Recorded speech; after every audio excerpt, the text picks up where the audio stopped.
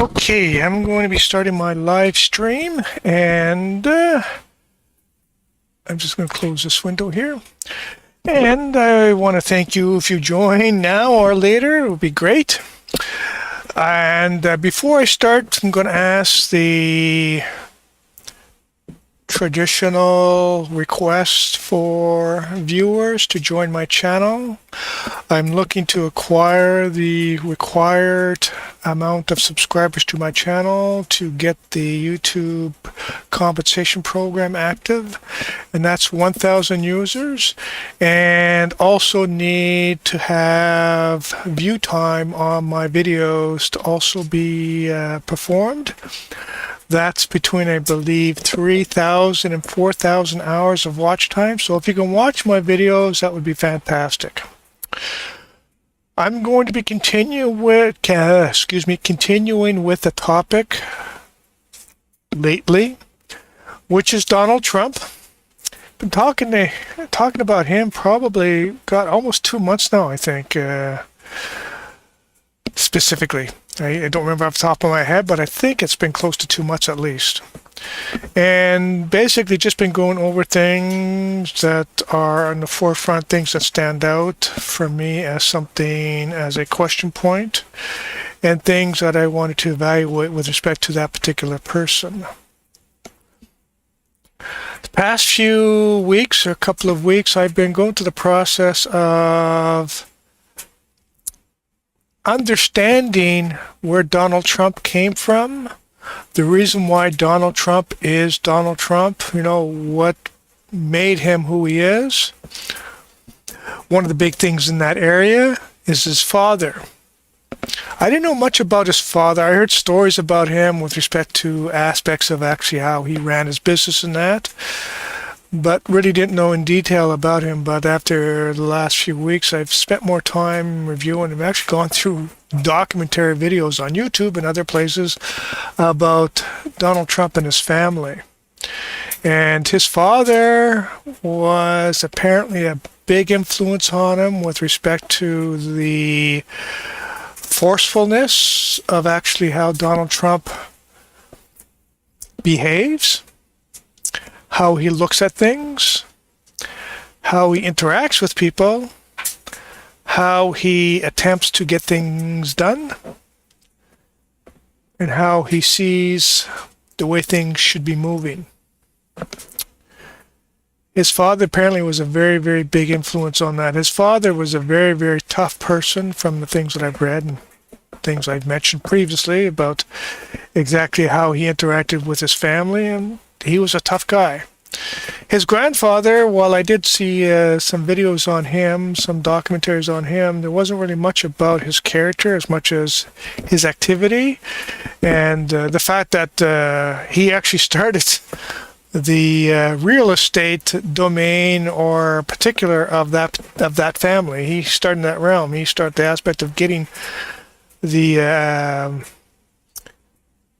introduction, the exposure, the knowledge of the real estate organization. I don't know a better way to say that, but how real estate happens in New York City, because that's where his family has lived for probably at least 100 years, and how things went along that lines. And his grandfather actually was one who started that. And as I mentioned before, his grandfather, he was trained as a barber over in Germany. And he came over to America and he did things, and I said before, I was surprised that this is what a barber would be doing. Like he did actually do some barber-like stuff when he was in America, but he actually spent a lot of time doing other things related to, real estate kind of things, or, business activities, like up in the mining fields and that. I know he was up in the Klondike and that when that was occurring. And he was able to achieve things, and it was surprising what he was able to do. Now, again, there's a lot of question marks about how he was doing and what he was doing, but, in the end, he was able to achieve something from it. And I assume that Donald Trump's father got his exposure through his grandfather, Donald Trump's father, obviously. And got that taste of how the real estate industry, the manufacturing, building of buildings, because that was a big thing that Donald Trump was into. As much as real estate, he was into this presentation of he builds things. Now, he obviously doesn't build things himself. I don't think he's ever built a thing in his entire life, but he comes with the aspect, he goes, I build stuff. I build buildings. And I think that all started again from his grandfather, and his father got into it also, and he continued with it, obviously. Now, that was the last few weeks that I've been spending on understanding, where did Donald Trump come from? Why is Donald Trump the way he is? And I'm thinking I'm pretty much all caught up with that. I think I understand everything. If you actually want to understand what I see, you can go through my previous videos, and I talk about it, and you can understand and see what I saw and come to an understanding of why things are the way they are, why things are the way they are with respect to Donald Trump. Today, I actually want to switch the direction of the investigation, I guess, from not talking about why he is, but what things he has gone through with respect to controversies that came out one way or the other to some extent, but again, gives a presentation of who Donald Trump is with respect to some of the things he's been doing. That's what I've been doing. That's what I'm thinking about doing now. So I just asked ChatGPT a general question, which was, what are the major controversies and accusations and incidents Trump has been accused of and has been found guilty of? Which we know there's been a lot. Now, again, this comes down to the aspect of the people who follow Donald Trump bring up points in this arena. I say points for lack of a better way of presenting that, of a way of saying that things are not as correct as people are presenting them. Basically, the people who support Donald Trump says these are all lies. A lot's got to do with the aspect of a lot of these things have been fabricated, and from the aspect of the technology we have available today, that day, it's all been fabricated based on technology we have access to. But again, some of these things I remember when they happened, 10, 20, 30 years ago, when this technology did not exist. And I remember seeing it on TV and thinking, oh, wow, Christ, this guy, he's in a lot of crap, So I know these things, they did happen. It's not the aspect of these are just fabrications of things that happened. These happened. So I'm just going to go over those things, and I'm going to talk about them. And I'm seeing nobody's joining my conversation, which I've been trying for such a long time to get people to join my conversations, but I just can't convince people to join. It's strange because I see other sites and people are just jumping on sites just to talk. And again, talking with people they know are going to be extremely combative, extremely disagreeable with the way they think about stuff. But again, they get them to come on, and I'm kind of thinking, how do they get them to come on? I can't get people to come on and just talk about why they do things. Like as I said before in my previous comments on my previous videos, I'm not here to debate. I'm not here to tell people they're doing something wrong. I'm here to ask questions about why people look at things, do things, accept things the way that they do, so that I understand how or why they do, so I can give an understanding or perception of what it was that brought them to where they're at. And again, that maybe people say that's somewhat, intrusive, but again, it's just me asking questions and trying to understand why people are the way they are too. So let's keep going, and we'll start with this ChatGPT thing. So, confirmed legal judgments and convictions. New York hush money conviction. What happened? Trump was found guilty in a New York criminal case on 34 felony counts for falsifying business records to conceal hush money payments related to adult film actress Stormy Daniels in the weeks before the 2016 election. I did hear about that. I do remember seeing those things coming up on TV, and I think in the end, I don't think he didn't say this occurred, but I do remember him saying, that things are not as the way that's being presented, and there's a lot of misclarity going on with that. But again, he was found guilty of it, and again, that's a legal outcome. Legal outcome: found guilty on all counts by a jury in May 2024. They say this is pretty recent. First former U.S. president in history to be convicted of a felony. That's a big one there, and I'm kind of wondering, if you're a Trump supporter, does that not bother you, or does it come down to aspects because you don't believe that this actually occurred? Sentencing did not include prison due to timing relative to his presidential term. Well, okay. I would say anybody who gets accused and convicted of something, I'm thinking, God, isn't there some sort of, internment that's supposed to happen? Or is it because if you have a lot of money, it doesn't have to happen? Civil liability for sexual abuse and defamation. What happened? A civil jury found Trump liable for sexual abuse for writer E. Jean Carroll in the 1990s, defamation for comments Trump made while denying her claims. Legal outcome: $5 million damages upheld on appeal. Additional $83.3 million defamation judgment in a separate case ongoing. Okay. Important: these are civil cases, not criminal convictions, meaning he was held legally responsible in order to pay damages, but not jailed. Well, these are someone along the lines of lawsuits type of thing going on, where people are suing you for whatever. And again, the thing came in here, she sued him, for abuse that she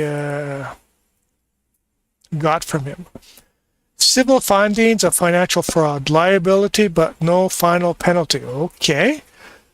What happened? A New York State judge found Trump and the Trump Organization committed financial fraud by inflating asset values for loans and tax benefits. This gets into the aspects of a lot of question marks about, for one thing, Donald Trump's honesty, but the aspects of how good a business person he is. Now, I don't know. Some people may say, this is a good business person. This is what a business person would do. And I'm thinking to myself, this doesn't sound good to me. It sounds actually something, very, very questionable. Legal outcome: an appeals court upheld the finding of fraud, but voided the large financial penalty as excessive. Certain business restrictions remain under appeal. Okay, so somewhat of an ongoing case there. Major ongoing or dropped criminal cases. Many of these are pending, dropped due to technical reasons, or paused because Trump's currently president. Federal classified document case issue. Allegations Trump retained classified documents at Mar-a-Lago and obstructed justice. Status: indicted on 40 felony counts, handling classified info, obstruction, etc. Case dismissed in 2024 on procedural grounds. Appointment of special counsel, no conviction.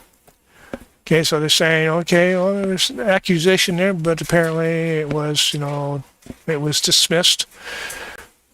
Basically, they're basically saying there's nowhere to go with this. So, the fact that he's been accused of it, apparently he did have those things there. I do remember him saying he actually did have documents there. And I remember him saying, he felt because as president, he had right to those documents. Federal election obstruction, January 6 case, D.C. issue. Accused of conspiring to overturn the 2020 election, including pressuring officials and challenging certification of results. Status: previously filed and superseding indictment exists. So technically saying it's still there, still ongoing. Charges were dropped by Special Counsel Jack Smith due to DOJ policy about prosecuting sitting presidents after Trump's re-election. Now, that's the whole aspect of this, does Donald Trump have, control over the judicial system in the United States, which he's supposed to not have, but you should say to yourself, why did the DOJ drop that accusation? Isn't that a big thing? And again, you hear a lot of stuff about 2020, and Donald Trump is still going on about the fact that he felt that federal election was fraudulent, was illegal, was hampered with all those bad things you can say about a federal election in a country. He said that was the worst. I'm thinking to myself, yeah, but couldn't you say that also then from the current election that he won? Because the premise was that Kamala Harris, she was in the front by quite a bit. So what happened there? Can we use that same accusation? And I want to hear from the Trump people. I want to hear you sit there say, no, that can't be the way it is because he was found, being correct on his allegations, and there was no validation.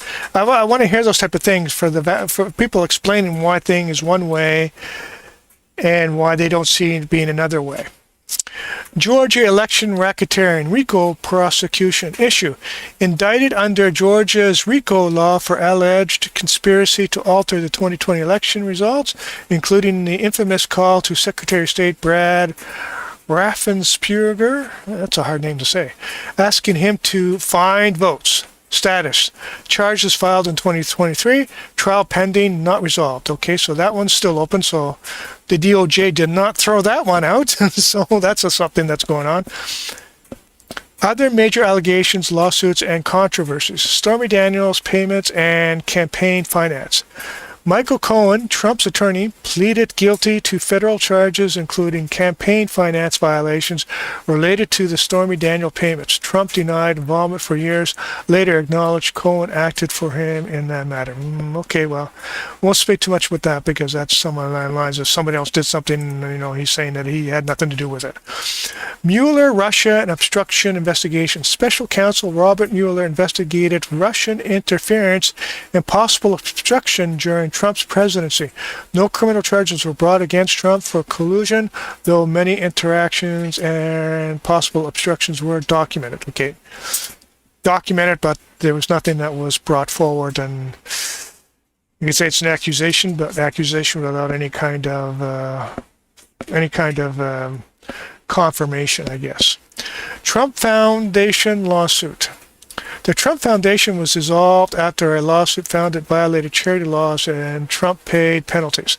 I do remember that, and that was supposed to be a foundation to do a lot of things that, again, foundations like that do, which is to help other people.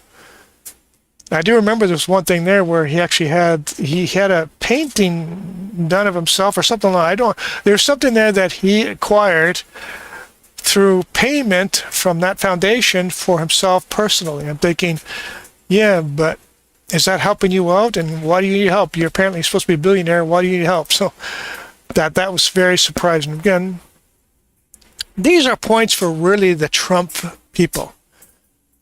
I'm kind of wondering, does something like that bother you? Do you have a reason for it not bothering you? Or is it something that, again, based on my first comments, is a lot of people say these things are not happening. They're made up. Trump University settlement. Trump University faced lawsuits alleging fraud and deceptive practice and paid settlements of around 25 to 40 million. While Trump did not admit guilt, the settlement resolved allegations. Okay, so I do remember about that. And again, there's a big question mark is, what is this university? Is it valid? And again, the whole thing is, it was basically dissolved because of all these concerns that were brought up about things that are happening with it, about, people paying a lot of money to be enrolled at this, in quotation mark, university and spending a lot of money, and they didn't find out that they got nothing from it.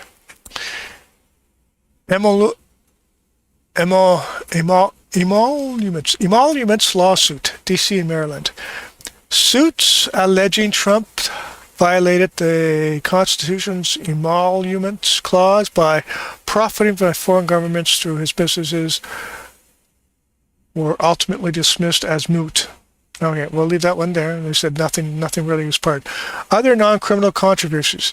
Trump has been defendant or plaintiff in thousands of legal actions over decades, including business dispute, defamation suits, contract and employment claims. I've heard about that a lot. Tax and financial disputes, but most do not involve criminal allegations or verdicts. Summary of key findings. Convictions, confirmed legal liabilities. Convicted of falsifying business records, 34 felony counts in New York's hush money case. Civilly liable sexual abuse and defamation, example of Jean Carroll. Court found financial fraud liability, but penalties reduced, violated on appeal. Yeah. Ongoing or unresolved. Georgia election RICO charge is pending, which I find that interesting that it's still there. I thought the Department of Justice would have kicked that out. Federal General 6 and classified docs cases charges dropped on dismissed, but yeah, that one was dropped by the major controversies without criminal convictions. Stormy Daniels affair and hush money payments linked to business records case. Mueller, Russia investigation, Trump Foundation misuse and Trump University fraud settlement, emolument lawsuits dismissed. Yeah, okay. So that's, I think, a generalization of things that had occurred with Donald Trump and the things that he went through. And to me, these are points that I wanted to bring up. Well, I didn't want to bring them up. They came up, obviously, in ChatGPT, but these are points that are things that I was thinking of or thinking about in general, and wanted just to go over them again. I really would like to actually have people comment on their understanding of these things and an explanation from that person's perspective of what has been presented. Or if you're a Trump supporter and you don't feel that these are valid accusations, if you could explain why you feel that way. And for me, like I said, it's got to be an explanation. It's not got. If you come to me and say it can't be true because it can't be true, it's just not true. I'm thinking to myself, but that's not giving me evidence or clarity about why it's not true. It's just you claiming it's not true. Anybody knows anything about points of validity? You actually have to have factual-based information to indicate something so that people can have a point of reference to determine whether or not the statement has any validity behind it. So I'd like to have people do that for me. The one thing that didn't come out here, which was surprising, it came up a little bit, but not as much, but and they're actually, probably because there was actually no legal implications of it, but the one thing that I remember that I hear a lot of people talk about is Donald Trump, stating the fact that, I don't know if he still owns them, I don't think he does, but when he owned the Miss American pageant, and I think Miss Teen USA pageant, that he had the absolute right to go into the dressing room of the contestants for him to inspect, the contestants for whatever reason that he gave at the time. But again, he basically said he had the right to do that. And again, these are dressing rooms. These are rooms where, people are undressed. He said that was okay. Now, I'd like to hear from people's point of view about the validity of that. So he goes, do you think that it was okay because he owned those particular pageants, that he had the absolute right to go into these dressing areas to inspect or to do whatever it is that he wanted to do to get whatever he wanted to get out of that activity? I was such to say, I know why he did it. I know exactly why I did. Most people said to say, hey, look, if he had a concern about something and it was a female dressing room, then he should have sent in a female representative of his company to do the investigation. So that way there was no violation of the people in that particular dressing room in that pageant. Anyway, nobody joined me again. which is too bad. I really want people to join. I don't know what I'm going to do to get people to join. I'm begging people to join, but nobody wants to join. So I don't know what I'm going to do to figure out how to get people to join my conversations. Anyway, I'm going to leave things there. That was my point of view from this conversation. And I'll investigate if I'm going to continue along this line, because I've been doing Donald Trump for quite some time now, and I could say I think I'm almost at the end of all the things I can think about talking about with respect to Donald Trump. So I'm going to evaluate next week to see what it is I want to look at, and if I want to continue with Donald Trump, I will. If not, I'll go on to another topic.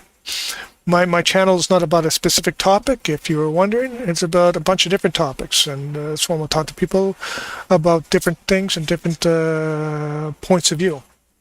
I'm going to leave things there.